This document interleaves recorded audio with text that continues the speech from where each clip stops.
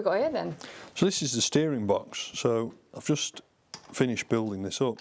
In theory, it should just drop in to one of these. So when you say building this up, what did that actually involve? So it was just a casting that we got done, and then you have to machine that, machine all these parts.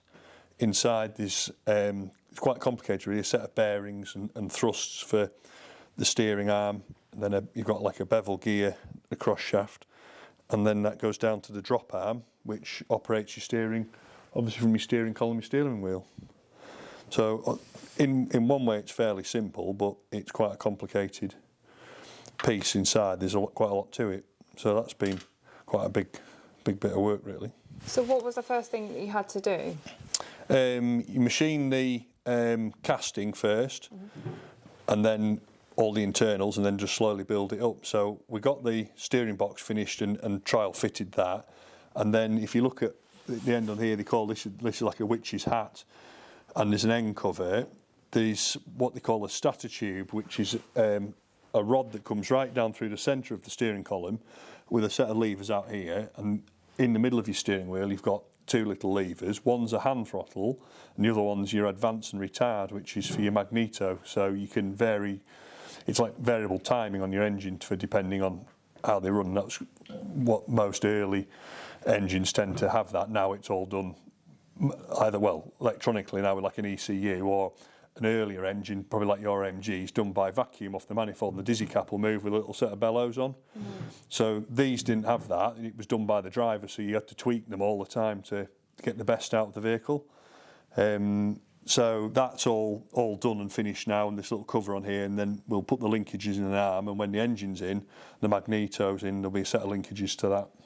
And so you mentioned that this bit was cast by somebody else. How do you sort of find other experts to sort of lend a hand when you need it? So Bentley's are sort of quite a common vehicle across the board of vintage cars. So there's been over the years certain specialists that have restored cars, and bits have got broken over the years. So there are patterns available. So there's 2 or 3 different people you go to who've actually got a pattern, and they'll supply us with a casting. I mean, we could make a pattern for that and cast that, as we do for a lot of our steam engine stuff, but because they're already available, it's not cost effective really. By the time I'd made a pattern for that and then gone and got it cast, it's easy just to go and buy that particular casting, and then we can machine it ourselves. Is there also an element to that of like supporting other specialists like yourself? Absolutely, yeah. I mean, they're doing what we do in the market for steam engines. People come to us for various castings, patterns and things. We'll supply them because we've already got them, and it's sort of the same. We're going to them and supporting what they do, and you know, it's all a business in historic engineering really. And why did you decide to start on this particular element of the vehicle? Because obviously, you know, we are still at the kind of, I would say, relatively bare bones stage. So why start with this particular component and system? So you sort of break it down into almost like a job list of where you go, and it's if you're sort of thinking about it in very plain terms, you know, if you're building a house, you can't put the roof on without putting the walls up, and so we're working our way up and getting to what we want to have as like a finished rolling chassis. So we've got the chassis here, we've got the axles on and the spring gear, we've got the gearbox sat in place, we've got some of the brake linkages and bits in, the fuel tanks in the back. So now we're putting on the steering gear basically. So we've got the steering box, we've got the drop arm here to put onto that. So in not too much longer we'll have a rolling chassis, and so then it's when you move from there, it's moving up towards the mechanical side of it, the engine, the supercharger, and then you've got the body and the dashboard and all that element, the brake system to do. So it's sort of ticking off a list really. So once this is on and fitted, that's another bit further forward. We've got operational steering that's finished.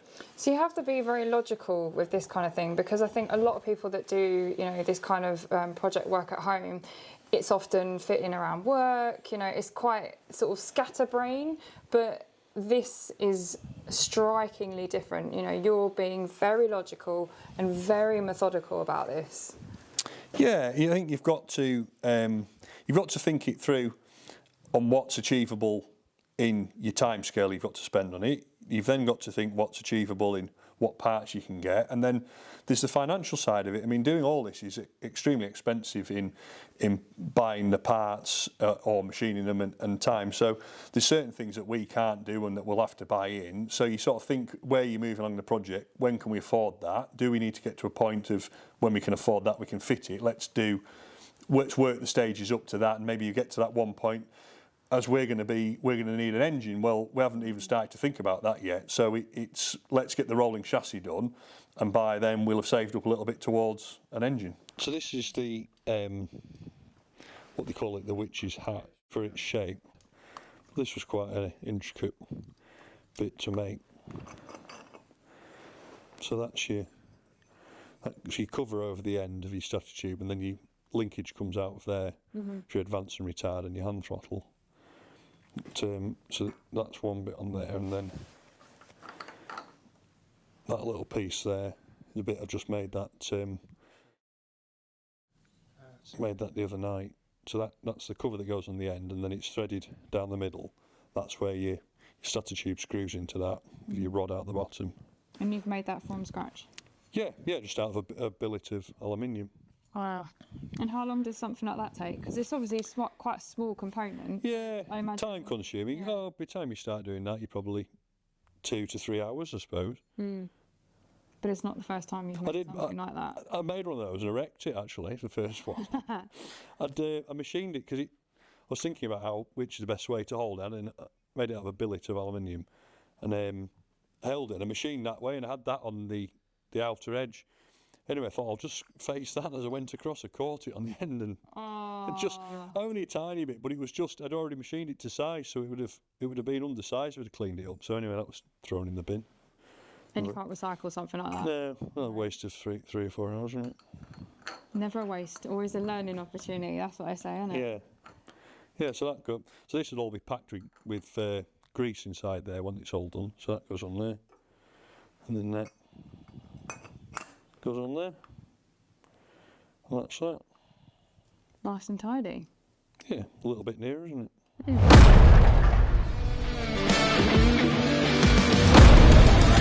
Don't forget to like, comment and subscribe so you don't miss an episode.